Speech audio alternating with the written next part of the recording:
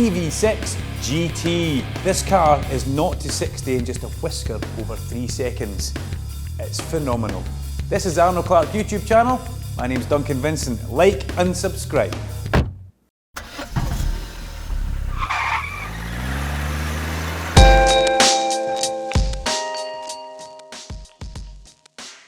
So the front of the Kia gives us a pretty aggressive look. As you see it, big headlights that almost join up in the middle, but there is a little grille there. There's an active grille down the bottom which will open up and help for cooling with the battery packs, but it's very sleek, it looks aerodynamic, it's very slippery, and that helps with the performance of this car. As we come down the side of the Kia, I need to say that the decals you see are purely for promotional, guys. You can't have that, I'm very sorry. The wheels though, you do get 21-inch standard wheels on this car. They are beautiful, big alloy wheels, very unique for this type of car. And there's a little hidden gem in each side of the car. The door mirror has a blind spot detection camera underneath it. When you put the indicator on inside the car, whichever side, on the dashboard, big circle pops up for your blind spot down there. A great safety conscious feature. And look at the size of these calipers. This is a 2.2 ton car. It weighs a lot. Needs big brakes to stop, and the calipers, not only do they stop it well, but they also match up with the colour of the stitching inside the vehicle.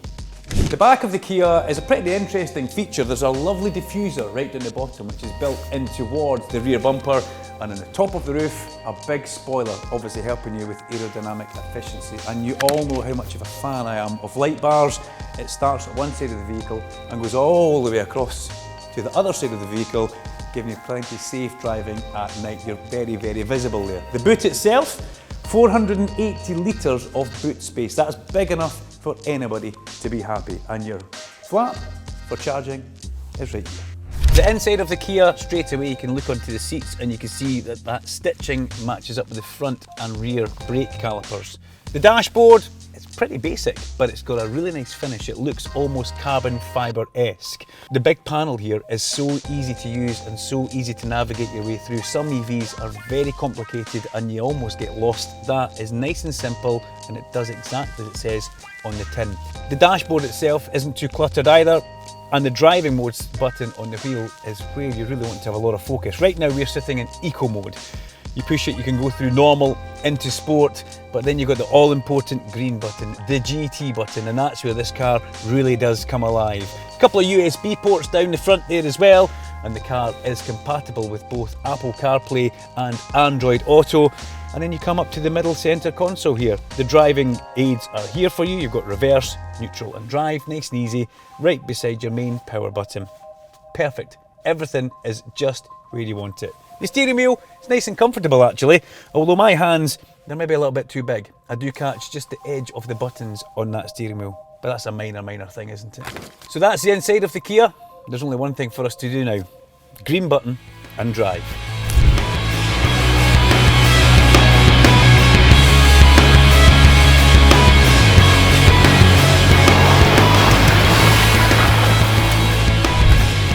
The Kia EV6 GT, 585 horsepower, 710 newton meters of torque. Effectively, it will pull the side of your house, and it is a spaceship. This thing is unbelievable. There's 5 driving modes you can choose from. There's Eco to start off with, through normal, into sport.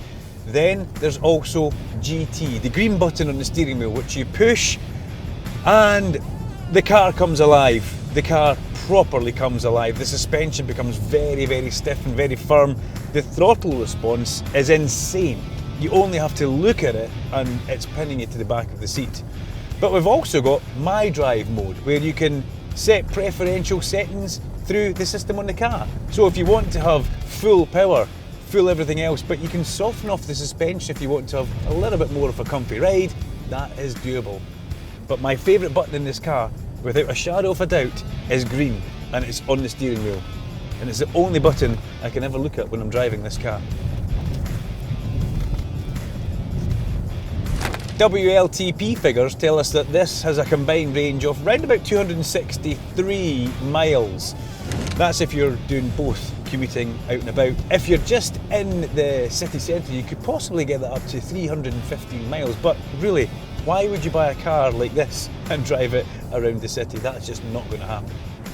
So making our way along a road, we've tuned the setting just a little bit on the driver mode, on my GT driver mode that is, and we decided to keep everything on full boona, but we've just knocked the suspension back and made it that little bit more pliable for us, because these country roads we're on just now, if I had any fillings in my teeth, they would probably get knocked out a little bit. And that's probably coming through the suspension, but also the 21-inch alloy wheels that come standard in this car. Well, very low profile tyres. There's not a lot of movement in the sidewall of those tyres at all. Ah, another EV driver. Hi. We're in town just now, so the best thing to do would be for me to come away from my beautiful green button on the steering wheel, which I love so much, the GT mode, and we'll go for Eco. Now, Eco mode gives you just under 300 brake horsepower, around about 260 brake horsepower, which is more than enough. And also, the car becomes a lot more subdued and relaxed.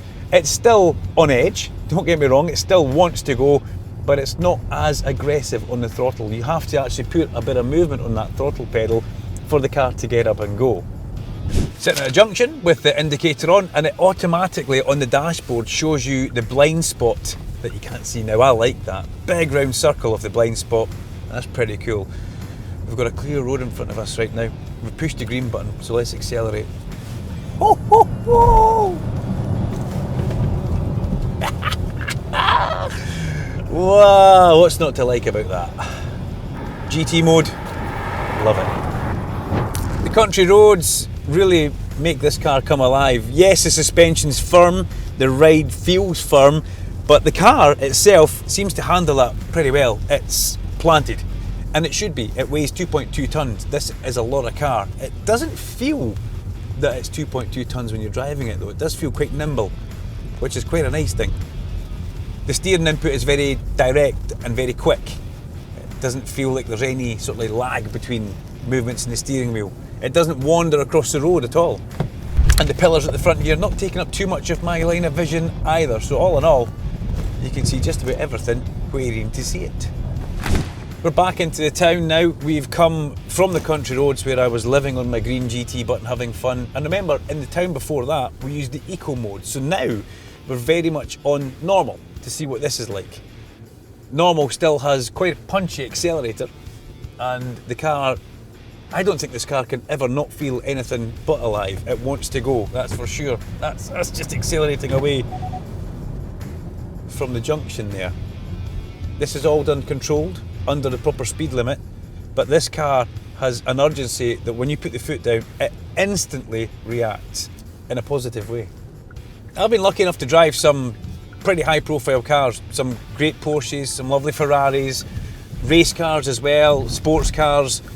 This road car is so close to a race car for the acceleration feel and the handling and how stiff it can actually be.